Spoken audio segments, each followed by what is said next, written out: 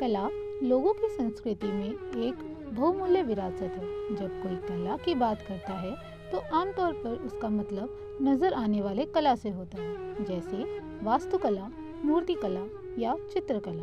अतीत में ये तीनों पहलू आपस में मिले हुए थे। वास्तुकला में ही मूर्तिकला एवं चित्रकला का समावेश था। जानकारों का मानना है कि भारतीय कला धर्म से प्रेरित हुई। हो सकता है कलाकारों और हस्तशिल्पियों ने धर्माचार्यों के निर्देश अनुसार काम किए हों, पर स्वयं को अभिव्यक्त करते समय उन्होंने संसार को जैसे देखा वैसे ही दिखाया।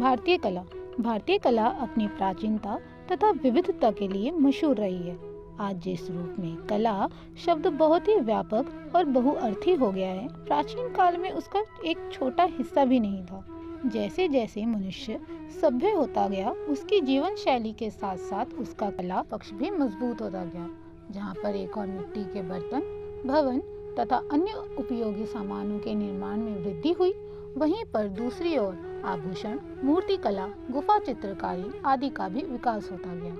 भारत के उत्तर पश्चिमी भाग में विकसित हड़प्पा सभ्यता भारत के इतिहास के प्रारंभिक काल में ही कला की निर्माण का साक्षात प्रमाण है। किसी भी क्षेत्र या स्थान की जातियां व जनजातियों में पीढ़ी दर पीढ़ी चली आ रही पारंपरिक कलाओं को लोक कला कहते हैं। भारत जैसे देश में अलग अलग प्रांतों में विविध रूपों में लोक कला देखी जा सकती है, जो अलग अलग नामों से जानी जाती है। मधुबनी चित्रकला, यह मिथिलांचल क्षेत्र जैसे बिहार के दरभंगा, मधुबनी एवं नेपाल के कुछ क्षेत्रों की प्रमुख चित्रकला है। शुरुआती दौर में यह चित्रकला रंगोली के रूप में विकसित हुआ। फिर बाद में यह कला धीरे धीरे आधुनिक रूप में कपड़ों, दीवारों एवं कागज पर उतर आई। इस चित्रकला में खास तौर पर कुल देवता का भी चित्रण होता है। हिंदू देव देवताओं की तस्वीर, प्राकृतिक नज़ारे जैसे सूर्य एवं चंद्रमा, धार्मिक पेड़ पौधे जैसे तुलसी और विवाह के दृश्य देखने को मिलेंगे।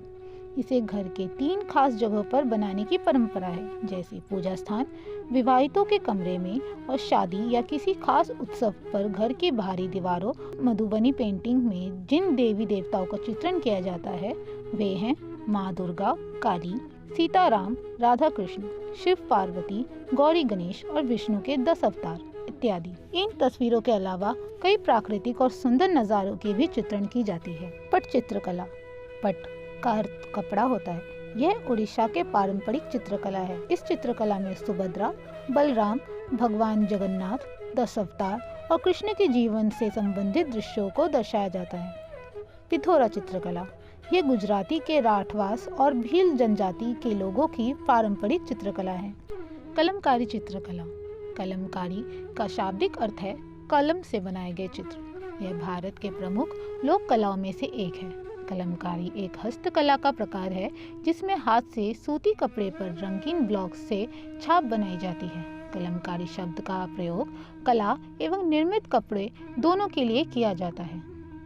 कालीघाट चित्रकला, माना जाता है इस चित्रकला का उद्गम लगभग 19वीं सदी में कोलकाता के कालीघाट मंदिर में हुआ। इस चित्रकला में मुख्यतः हिंदू देवी देवताओं तथा उस समय पारंपरिक लोक कथाओं के पात्रों के चित्रण ज्यादातर देखने को मिलते हैं।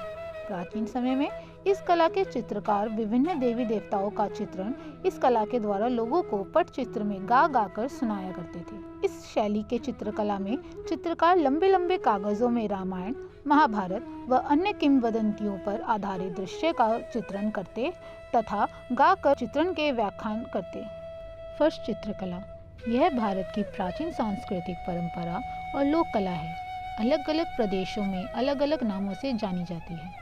इसे सामान्यतः त्योहार, व्रत, पूजा, उत्सव, विवाह आदि शुभ अवसरों पर सूखे और प्राकृतिक रंगों से बनाया जाता है। यह उत्तर प्रदेश में चाकपुर, उत्तराखंड में एपन, राजस्थान में मंडाना, बिहार में अड़ीपना, महाराष्ट्र में रंगोली, पश्चिम बंगाल में आलपना और कर्नाटक में रंगवाली जैसे विभिन्न नामों से जाना जाता है। वारली चित्रकला, इस चित्रकला के नाम का संबंध महाराष्ट्र के जनजातीय प्रदेश में रहने वाले एक छोटे से जनजातीय वर्ग से है।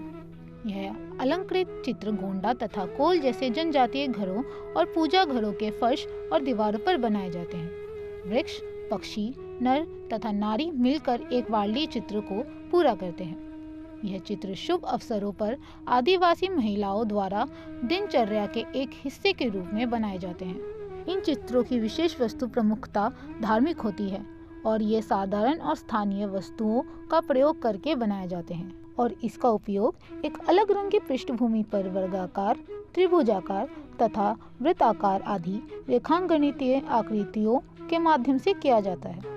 पशु, पक्षी तथा लोगों के दैनिक जीवन भी चित्रों की विशेष वस्तु का आंशिक रूप होता है। थंका चित्रकला भगवान बुद्ध के जीवन और उनकी शिक्षाओं पर आधारित चित्रकला को थंका चित्रकला कहते हैं। यह चित्रकला भारतीय, नेपाली तथा तिब्बती संस्कृति की अनुकाम मिसाल है। इसके माध्यम से तिब्बती धर्म, संस्कृति एवं दार्शनिक मूल्यों को अभिव्यक्त किया जाता रहा है। इस चित्रकला को आध्यात्मिक चित्रकला भी कहते हैं क्योंकि इस चित्रकला का विषय धार्मिक व आध्यात्मिक ही होता है। चूँकि यह भगवान बुद्ध के जीवन और उनकी शिक्षाओं पर आधारित चित्रकला होती है, इसीलिए इसे बौद्ध चित्रकला भी कहा जाता है।